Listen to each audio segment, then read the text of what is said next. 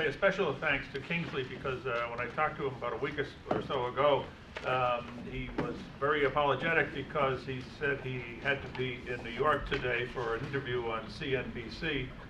And I think he could tell from the disappointment in my voice that didn't come as good news, and he rearranged the schedule. So he blew off CNBC to be with us today. So we appreciate that very much. And good luck with your interview tomorrow. Thank you.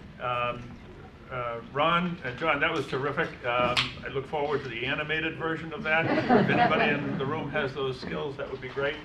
Okay, Q&A. Anybody want to go be the first? And we ask that you address the... Thank you. I have a question for Kingsley, which is, you talked about putting buyers and sellers together through your exchange. How do the transactions actually get documented and closed?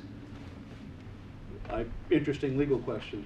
We use a standard methodology, much like you would use it's more akin to the bond marketplace than necessarily the stock marketplace. It is all standardized. The market participants agree to the protocol of how they're going to behave for these transactions within the exchange, and one of those pieces is the conveyance documents.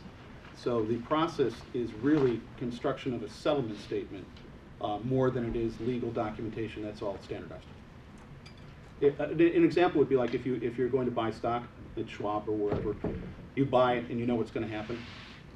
Yeah. So the transaction actually occurs simultaneously with the bid?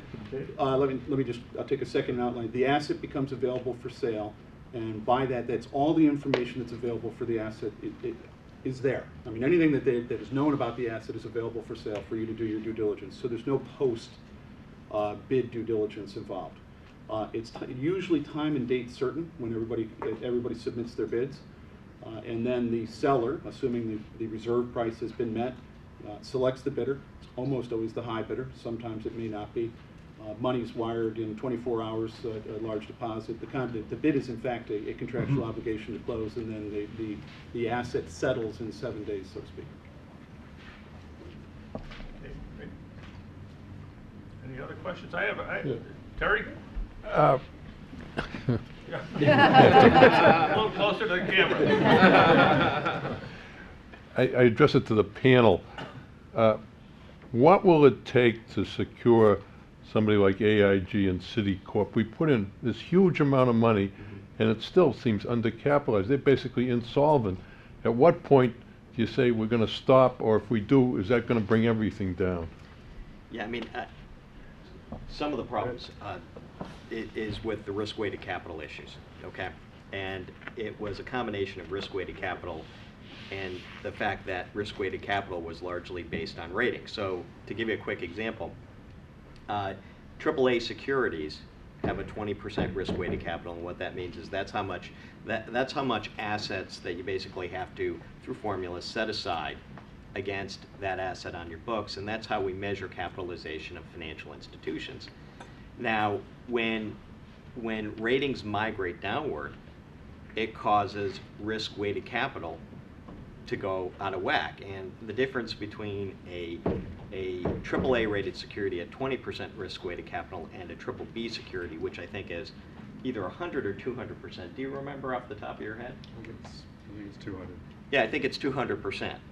That shows you the problem. And as for example, monoline insurers started having their ratings go down, and there was a re-rating process occurring by virtue of monoline insurers, which wrapped all those RMBS securities, and those are no longer AAA, they're now BBB. It shows you the extent of the problem. Your financial institution is automatically underwater.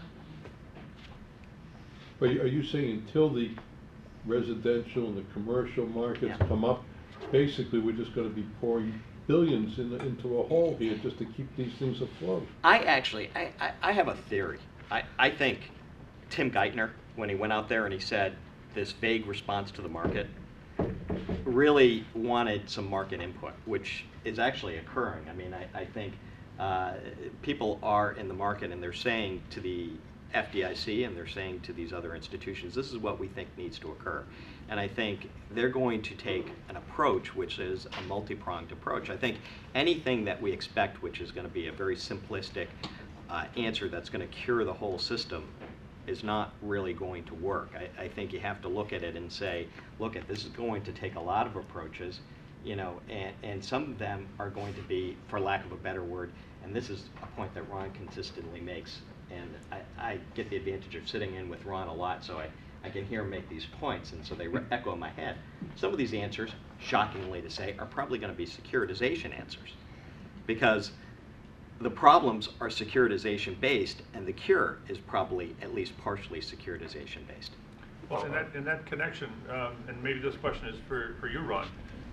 Back in the fall, the Fed announced a major facility to buy consumer and small consumer and student loans and whatnot. And before it could even get launched, it was picked up on by Geithner, and maybe this is what you're referring to, John, in his remarks 2 weeks ago, to augment it and expand its scope to include commercial real estate and small business loans. Do you see that as part of what you were just describing? Well, there are two different, there's so many alphabet soups floating around that it's confusing, but that was TALF. And the TALF program was designed to create liquidity for new issuances of asset-backed securities. In fact, it only applies to securities that are issued on or after 1/1/09. So it's not designed to clean up the old toxic stuff, but it was designed to create liquidity in the market that TALF was aimed at. It was originally aimed at the consumer asset market, auto loans and credit cards and student loans. It's now being adjusted to include commercial mortgage assets, and there's even a statement or a line in their recent statement that said that it will cover securities backed by corporate debt. And I'm waiting to see the details on that, because it could mean new collateralized loan obligations that are backed by leveraged loans could be covered by TALF. What TALF does is it says that if you're an investor, and it's really aimed at the hedge funds, or people that want to invest, institutions that want to invest, and they want to leverage, the irony is that we got into this trouble because everybody wanted double-digit returns.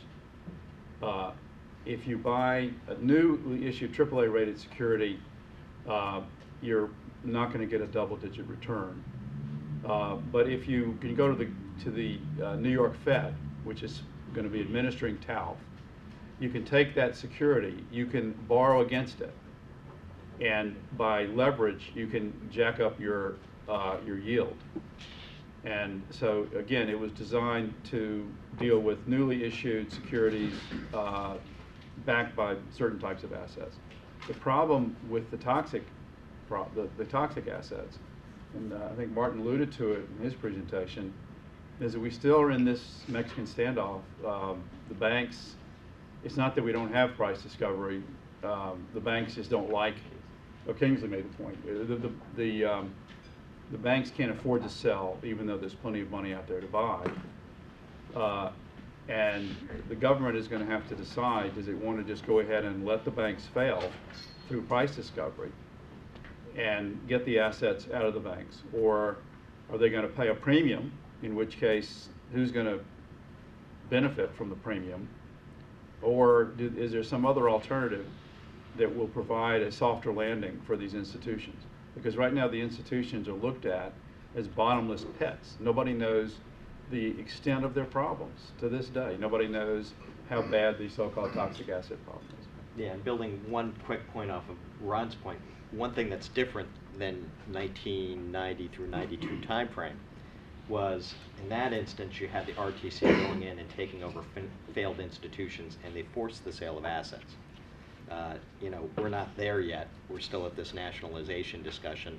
So we got a long way to go before we dig out of the mess. Right. Over here. I was just going to follow up on the pricing question. I guess for the panel, what is a toxic asset? Is it the standalone mortgage that you're selling on DebtX, or is it the mortgage-backed security that's one of 15 tranches? And can you draw any conclusions about the value of the loans on DebtX and what a particular mortgage-backed security is worth? Yes, you can. And I want to jump back to the question about City of B of A. there are thousands of very, very healthy banks in this country. So I don't think you can make a broad brush across it all. There are a number of banks who have concentrations of asset-backed securities, primarily mortgage-backed securities is where the issue is. And you have a number of banks that are heavily concentrated in commercial real estate loans that were dependent on that marketplace functioning. Those are called acquisition and development loans. So the condo projects, things like that. If you look back to New England in the 1990s, those type of structures that went down. You can, the problem is that there isn't, to answer your question, can you price the toxic securities? You can. The problem is to maximize the price of the toxic securities, you have to break them apart, because what you have is you have these bundles in them of assets that are very disparate. And so the buyers, the person who would buy a subprime loan isn't the same person who's going to buy an Alt-A loan, who's going to buy a FICO loan, and they're all in the same security. So you have two things going on. You have price discovery, and you have this artificial drag on liquidity because the assets aren't homogeneous. They're kind of lumped together. So can you price them? Yes. Is there a deep buy side for them? No. There is a buy side. It's not deep. Is there a deep buy side for the underlying collateral, the residential loans? Yes, it's enormous. We sell them all the time. It was kind of the reverse of what they were originally put together Correct. to gain the benefit. Correct. Of They the were first supposed to have one. implied diversification because you had all these Right. assets, and Now it's a disadvantage. now it's a disadvantage. Getting back to the statement that you had made just a moment ago about the discussion we're having right now is the nationalization discussion. Is that the right discussion, or should we be talking about an RTC-like entity taking these assets and let's just move forward? I mean, that's what Bill Seaton's been saying all along, and I want to know what your Well, take on again, it the is. distinction that Jonathan was making is that the RTC came to the rescue after the banks had failed, and the FDIC or the bank, the applicable bank regulator, owned the bank, owned the assets. So their only goal, or their only job, was to dispose of those assets. We heard Bill Seidman speak a few months ago, and he was talking about what they did. He said there was no market for these assets. They were completely illiquid also. And they just started, as he put it, chumming the water. They threw the assets into the bid process, and the first ones were picked up at a great discount. And then as the buying activities picked up, just the laws of the basic fundamentals of law of supply and demand elevated the pricing at which those assets were sold. So the government came out, they spent a lot of money on it, but they came out okay. The problem here is we're one step removed from that. These assets are still owned by banks that have shareholders. And the big dilemma for the government is, how do we buy them? If we buy them at what they're really worth, on a mark-to-market basis, then we're costing the bank so much capital that that we'll have another wave of bank closures. It's all about pricing. If we buy them too expensively, then is that fair to the taxpayers? We're giving a windfall to the shareholders. Yeah, and there's something else which is fundamentally different this time around too, which is I started out my career basically in the RTC, digging out loans, and I was a young attorney, and some older partner told me to leave and go to the RTC and do due diligence on loans. Those were whole loans, and And I you have to think, tranche them. right, in that sequence, in that time frame, securitization wasn't the same thing it was. If we had something complicated, it was a syndicated loan, which had maybe 5 banks participating in one loan. Now you're talking about a dicing and slicing that has happened with debt, which is fundamentally different in nature, characteristic, scope, extent than what you had last time. So, some of the solutions last time may not be the solution that you want this time. And by the way, that triple B tranche is worth nothing. Right. So, in today's market, so Right. it's yet a bigger business. You can put as much risk-weighted capital against it as you want, 200, 300 basis points, but until it's the entire face amount, it's Right. not enough. So it is pricing. Question? Well, Wait, I'll make an observation. I mean, the discussion between what happened in 89 to 94, with the exception of Bank of New England, we're essentially small, in today's context, small community banks, savings and loans. all of which might have had a holding company, but it didn't mean anything. Today, the discussion's about a whole different crowd of financial institutions. And the distinction between the bank and the holding company is enormous in terms of winding them up, intervention, because the bank is one thing and the holding company is the other. And I think that's a distinction that people better pay attention to. I'll exercise the right of the moderator to ask one last question of the panel, and that is, it seems that securitization, at least with respect to mortgages, is going to be with us for the foreseeable future. It's embedded in the market. The market almost wouldn't exist without it. And yet it seems also that when it comes to the securitizations that were done to be packaged and resold by large banks, thinking Bank of America in this case, the loss rate is considerably higher than for those mortgages that a bank like Bank of America originated for itself, with no intention of securitizing it. Those statistics, there's an article in the paper just today about this phenomenon. And when you read suggestions of reform going forward, a lot of them say that we should have a requirement that the originator have skin in the game, that they keep a piece of it, whether it's being securitized or not. Do you see that as part of any reform proposal or reform structure going forward? I do. One of the interesting things about this whole dialogue is that it is riddled with contradictions, because what we put on the screen in our presentation was about the banks, for arbitrage reasons, bundling up these assets and issuing securities. And one would think that if they sold all the tranches of these securities that they were bundling up, why are we talking about a bank crisis? It should be an investor crisis, right? But what happened was that the banks did one more thing. They retained. Theirs was not just a buy to sell strategy. It was a buy to hold, but they were holding what they thought, in many cases, was the safest tranche. It was the AAA tranche. They were wrapped by the monolines. They had the seal of approval of S&P and Moody's and Fitch. And they thought that it was a way to make another get another bite at the apple. They were not only getting paid huge fees and getting the arbitrage play, but they were also going to end up with a very good asset. And they outsmarted themselves because those assets are not good. Even the AAAs have been downgraded because the monolines have been downgraded. So, I mean, I see that there should be a better alignment of interest for sure. And what we were trying to diagram is that the interest got completely misaligned. And that should mean that the originator should continue to have skin in the game. But it's just that alone is not going to cure the problem. It's going to take more than that. Right. Okay. Well, I'd like to have a round of applause for our panelists.